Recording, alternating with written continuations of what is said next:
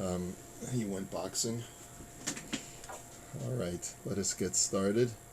It's funny because it was a stat holiday. No one can go to the stores, so it's just a little bit strange. They should have just canceled the statutory holiday, but anyway.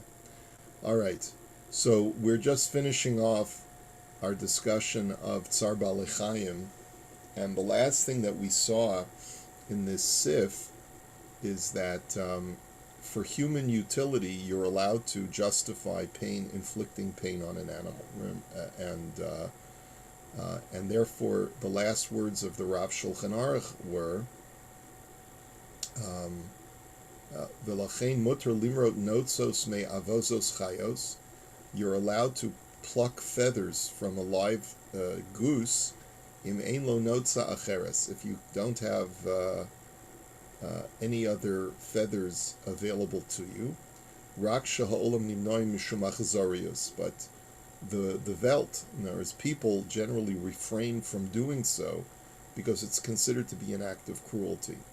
So this was something that we had seen before from the Noda Yehuda had said that if you hunting for sport provides human benefit, but it's an act of cruelty. So to hunt for sport, he's felt is the wrong thing to do. And if you take a look at the Imrei Yaakov on Chaf Gimel, there are other examples of this, where again there is human benefit, but you have to weigh the degree of benefit to the degree of pain that is inflicted upon the animal. V'lachein muter limrot notzos kain kosav b'trumas hadeshen. The Trumas Hadeshen is the author of that statement. He is a rishon the Trumas Hadeshen. D'lachtoch lashon ha'ov k'dei sheyidaber. Another issue that he discusses is to clip the tongue of a bird. And apparently they would clip a bird's tongue to get it to speak. That's, I don't know, maybe certain kinds of birds, if you would manipulate the tongue in some way, do some kind of surgical procedure on the tongue of the bird, you could get the bird to speak. Ve'oznayim v'zanav mikolov kedei liyafoso. And they would also clip the ears and the tail of dogs in order to beautify them. So again, it's a surgical procedure. Afal gav demishum tsar balechayim leka.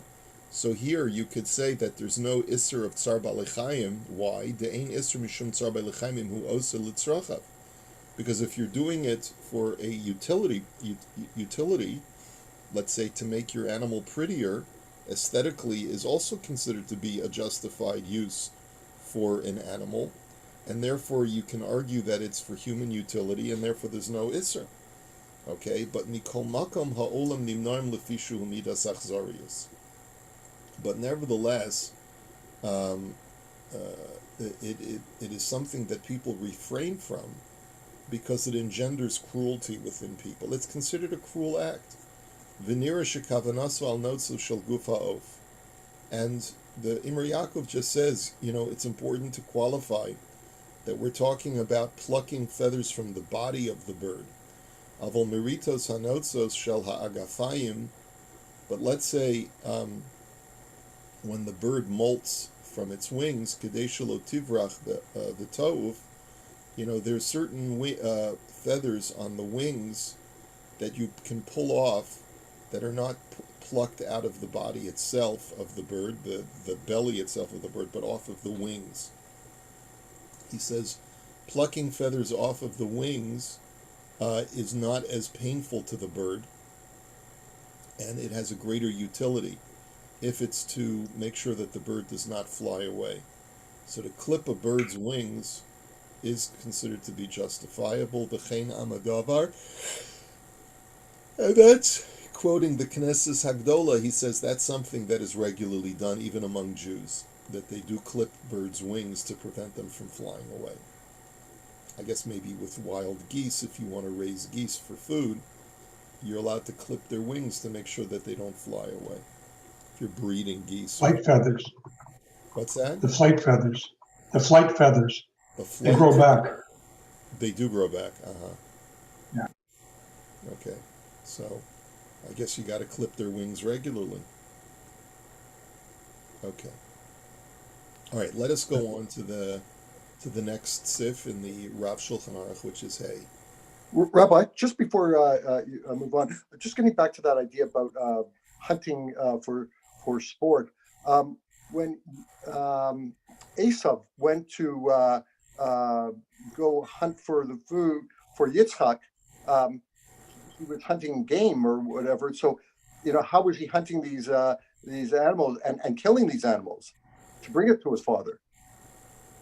Are you asking because of the shechita issue?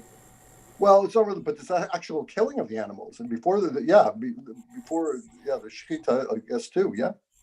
Well, hunting, as we learned before, hunting for food is completely okay.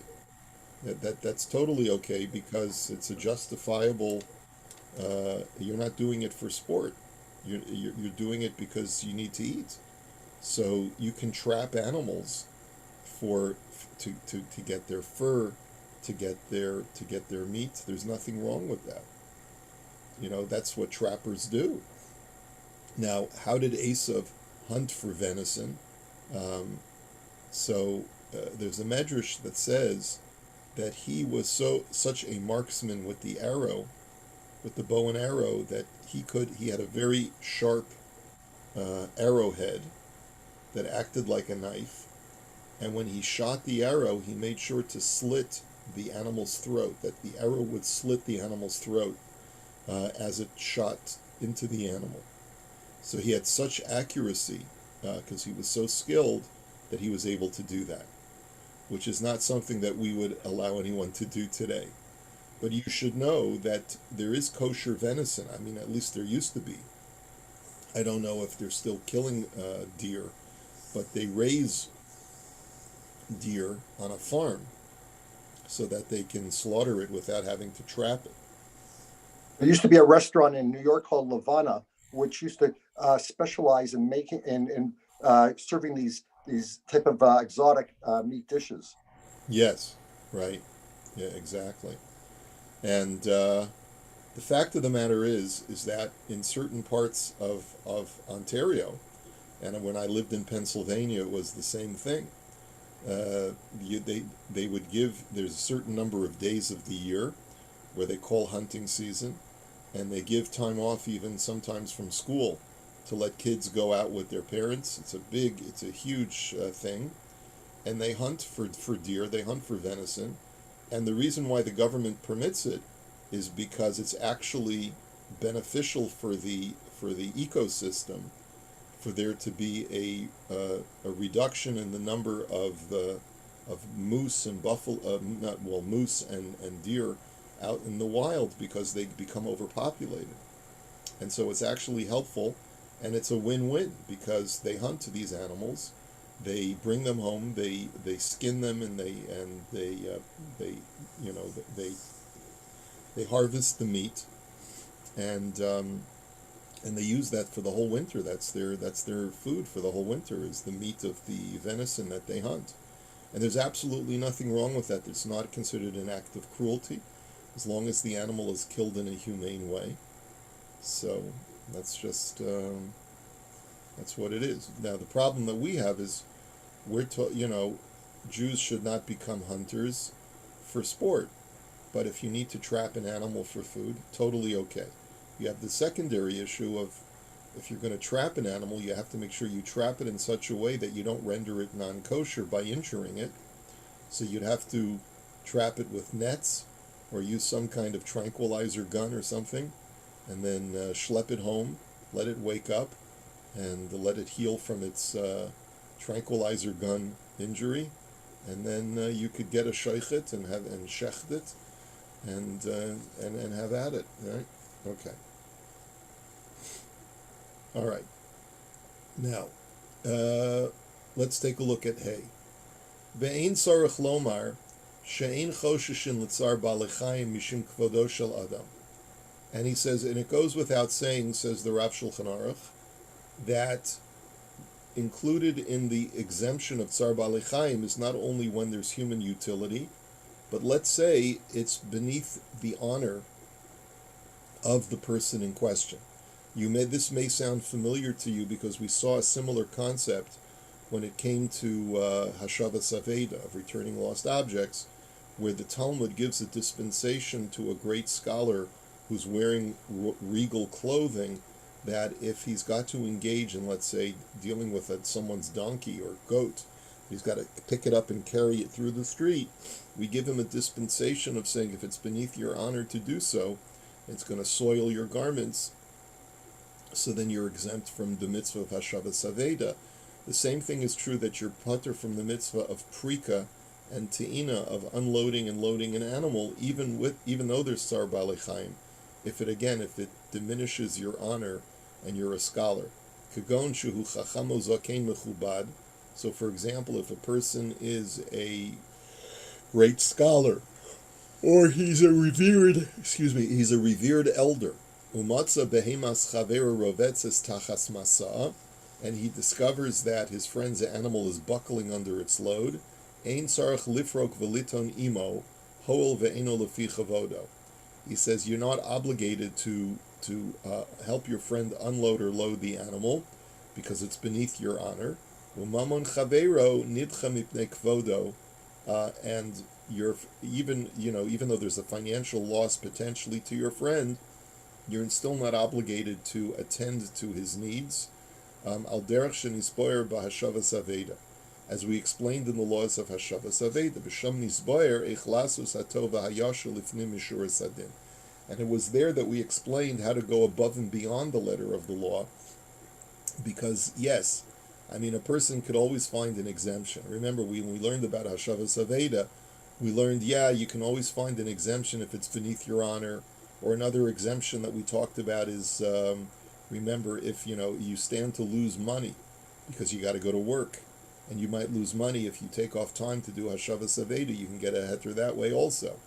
But then, as we saw from the Imrei Yaakov, he says a person could exempt himself ad infinitum and never fulfill this mitzvah. So you have to use it sparingly. And if you remember what we had seen from, it was in Sif Lamed Hey, back in Siman Dalid. Let me just see it, if we have it here in this packet. Yeah, we have it right here. He says, I just scrolled upwards. So a scholar can. He writes like this: V'haholech b'derech hatov v'hayashar ya'aseh lifnim mishuras adin u'machzir ha'aveda b'chol makom va'af al pi she'eno lefi chavodo. He says that a person who wants to be machmir and is God-fearing should forego his own honor and return lost items, even if it's beneath his honor to engage in that activity.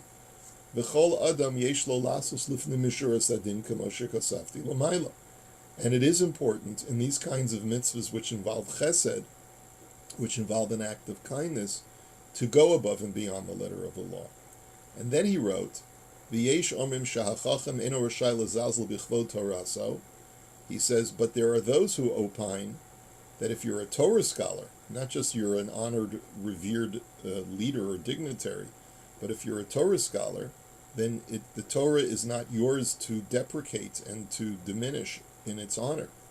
And so therefore, you're not allowed to lower your stature if you're a Torah scholar. Ela im balasos lifnim mishuras adin yishalim mikiso.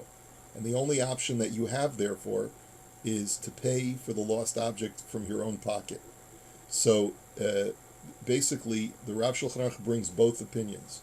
The first opinion is that if you're a Torah scholar and you feel it would be beneath your honor, just be forgiving on your honor and do it anyway. The second opinion is that maybe you don't have a right to forgive the honor of the Torah. Maybe your honor you can forgive, but you can't forgive the honor of the Torah. If people will have a lowered esteem of Torah study when they see the rabbi walking through the streets carrying a goat, for whatever reason. And therefore, because you don't have a right to lower the honor of the Torah, you should just pay for the goat yourself.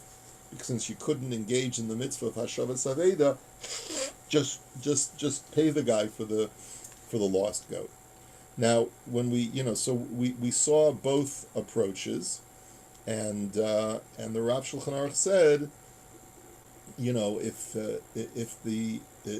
if he sort of sided with the second approach, because he was concerned about lowering the esteem of Torah. And one of the things we observed is that nowadays this whole discussion sounds a bit foreign to us anyway, because we don't think of honor in the same way that they did, centuries ago. And people don't bat an eye if a rabbi is wearing a turtleneck instead of a suit and tie, or if he looks a certain way. There's the whole attitude towards external garb and this kind of thing, and the behaviors. People would look at a rabbi probably heroically if they saw him carrying a goat or a dog, an injured dog, through the street, or helping an animal. People would actually probably applaud that person. And so therefore, I don't really think that this halacha applies in the same way that it applied previously. But if a person still feels, no, I'm a Torah scholar and I have to abide by this, so he either has the option of foregoing his honor, or he has the option of just paying for the loss to the fellow who's going to be stuck with an animal, who's going to buckle under its load, will not be able to transport the items properly, and will end up losing merchandise. So if you really feel that your honor is so important, you know what? Write him a check or pull out some cash out of your pocket. But don't be a prima donna, I guess, is really the lesson over here. And don't use this exemption no matter how important you think you are. He's a great man in his own mind, right? That's how the saying goes. I know a couple of rabbis like this who really do feel that their Torah knowledge is more. It really obligates them to behave in an honorable way. All I'll comment on that is just to tell you that those people are far greater in their own minds than they are in the eyes of people who view them. And that's generally what my experience has been in looking at my colleagues. Most of my colleagues are very humble and self-deprecating, but the ones who are very hung up on honor are usually more important in their own eyes than they are in the eyes of others. Okay. Rabbi, with respect to garb, though, I mean, in like Hasidic dynasties and things like that that still exist, isn't there sort of this distance between uh, the Rebbe, and might not that still come to play? Yes, it could. It certainly, the Rebbe of a group of Hasidim would probably not want to be caught in a pastel flower shirt with and a pair of shorts. It might diminish his stature, right? But then you have to also consider to yourself, what is the benefit of this? These kinds of movements, they have their benefits and they have their disadvantages also. But all right, I'll let you think about that. How you feel Torah scholars, how their dress, how much it impacts you and affects you. Okay, so in the Imrei Yaakov over here, what I'll do is I'll just summarize what he says, because we've seen a lot of this already. First of all, you have to be the kind of person where you are so concerned about your honor that even if this was your own animal, you would not take the time to help the unload and readjust the load of the animal. If this was your animal and you were traveling, but if for your own animal you would, then you cannot use this excuse to exempt yourself from helping someone else's animal.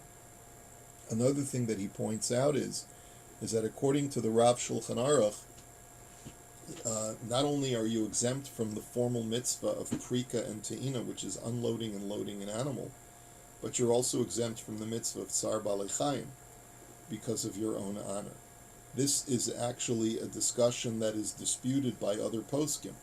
The Minchas Chinuch, who lives in the 19th century, is of the opinion that you may be exempt from prika or te'ina, but you're not exempt from the mitzvah of tsar balei chaim. So if you indeed see that the animal is in pain, then that pain of another living creature is not superseded by your honor. And the Minchas Chinuch is therefore disagrees with the Rav Shulchan Aruch on this one issue. And again, it's an interesting dispute as to what the parameters of Tsar Balei Chaim, how far they extend.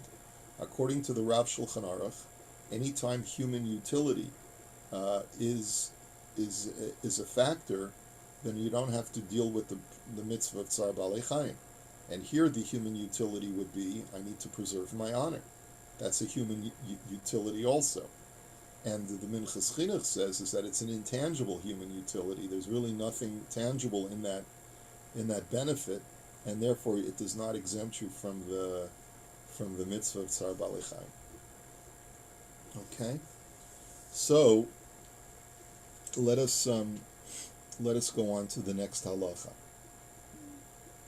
Ein chiv prika utiina ela mishir ehu reiya shehu kifegia. He says there's only an obligation in this mitzvah of unloading and reloading the animal unless you see it from a proximal distance, which is, and the basis of this is based on the verbiage of the pasuk, shenemar kisifka uchsiv acharav kisir eh. So I'll just read for you what the basis of this is from the Gemara in Bava Kama. In Bava Metzia, Daf Lamed Gimel. And the Gemara in Bava Metzia says, it looks at two psukim in Parshas Mishpatim that are back to back. The first pasuk says, Ki sifka shor oyivcha o chamaro to'eh, that when you encounter the ox of your enemy or of his donkey, and you notice that the animal is lost, hashev tishivenu lo, you shall surely return the animal to him. Okay, and then right afterwards, the Torah says, Ki sir'eh chamor sona'acha, when you see the donkey of your enemy, rovetz tachas masa'o, buckling under its load, v'chadalta me'azov lo, and you refrain from you refrain from, or shall you refrain from going to attend to the animal? No, azov ta'azov imo, no, you shall surely attend to help your friend and his animal. So basically, these are two psukim. The first pasuk was talking about a lost animal. The second pasuk is talking about this mitzvah of prika and tina, of unloading and reloading the animal. But the two psukim start off with a key something, when you will, and then there's a verb. So the first pasuk is ki sifga, when you encounter. The second pasuk is when you see. And the rabbis say that the structure of the psukim is so similar, and they're posed back to back to teach you that you combine those two verbs together when it comes to the mitzvah of prika and te'ina, to teach you that you're only obligated in this mitzvah when you encounter and see at the same time. Now, how do you encounter and see? Because the two of them, there's a bit of a contradiction, because encountering means you're right up close. Seeing is something that you can do from a distance. So normally when seeing something is within your eye's view, even when it's 2,000 amas away, which is a very far distance. It's 2,000 amas is like 2 kilometers, okay? But on the other hand, it says when you encounter, which implies that it's a little bit closer. So the rabbi said that it's not as far as 2,000 amos, and so therefore they said it's a distance that is an encounterable distance, which means that it has to be sort of something that you can reach very, very easily and quickly. And so they therefore said, Shi'aru chachamim echad misheva umechza b'mil. So the rabbi said that it is 1 out of 7.5 parts of a meal, meaning it's 2/15 of a meal. A meal is approximately a kilometer, and and this is about 2/15 of a kilometer, which and that is the distance that you have to be. You have to be within that distance in order to be obligated in the mitzvah of prika and te'ina. So so that's what he writes. He says, "Uchsiv achro kisr l'malach hashir re'iyah b'fkiya b'shira chachamim shiu b'neihem reish samech vav ama." It's 266 amas, which ubeis shlishi ama and 2/3 of an ama. Shuhu echad mishevu mechza b'mil, which is 2/15 of a meal. Haya b'neihem yoser mizeh ein sarach leilech etzla. If the distance between the two of you is greater, and you only see from a distance that the animal is buckling, you're not obligated to attend to him. Afal pishiro ehu, even though you can see him. Ve'ein tzarech lomar she'ein tzarech leilech ulahatzil balchai elu o shel hefker b'tzarim yosem reish samach vav u'bei shlishi ama.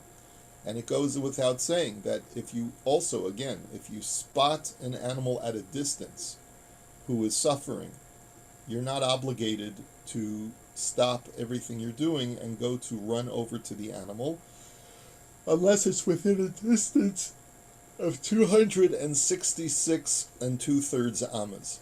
Now, how much is that distance? So it's a machlokes exactly how much an amma is, but the Imrei Yaakov says basically based on the poskim, there's a machlokes between Rav Chaim Noah and the Chazon Ish, but it's anywhere between 128 meters and 153 meters. Okay, how much is 100? 100 meters would be 1/10 of a kilometer, and so 128 meters. How much is that? Is that like a block or something? What would you say? Something like a street block, approximately. So as long as the animal is... Go ahead, Izzy. A meter's like a yard, so it'd be a football field. Well, a football field is 100 yards. So this is a bit more than bigger. It's about a football field and a quarter, or a football field and a half, depending upon how you measure an amma. So as long as the animal is within that distance, you're obligated to attend to it for prika and te'ina, and for the mitzvah of tsar bali chaim. But if it's further away than that, then you are exempt from that mitzvah.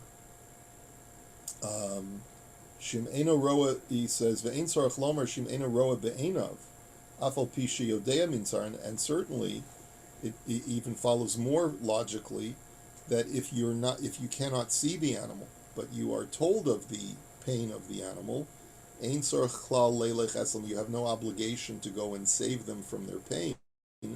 Afilu pachos mereish samach vav ama, even if the animal is less than 266 amas array. Shari nemar kisira v'chisivka v'zulo paga v'lo ra. Because the Torah says you have to both see the animal and be proximal to the animal in order to have this mitzvah applied to you. But if you're neither proximal nor visible to the animal, or that the animal is not visible to you, so then you are exempt from this mitzvah. But what's interesting is, there are so many situations where we read about animal suffering. So a person who's compassionate should at least, you may not be obligated personally to attend to the animal right then and there, but certainly you should try, if you hear of animals that are being subjected to suffering, you should try and save them from their suffering. I guess what that means is that, let's say, there's the local dog pound, and you know that animals are subjected to suffering there. Just because you hear about it doesn't mean that you personally are obligated to go down to the dog pound and free all the dogs, right? Or do something heroic, right? But if you know that there's something going on in your community where animals are being subjected to suffering, then certainly you should speak up about it, and certainly you should campaign to try and stop something that is being done to inflict pain upon animals. Okay, we'll hold it here for today.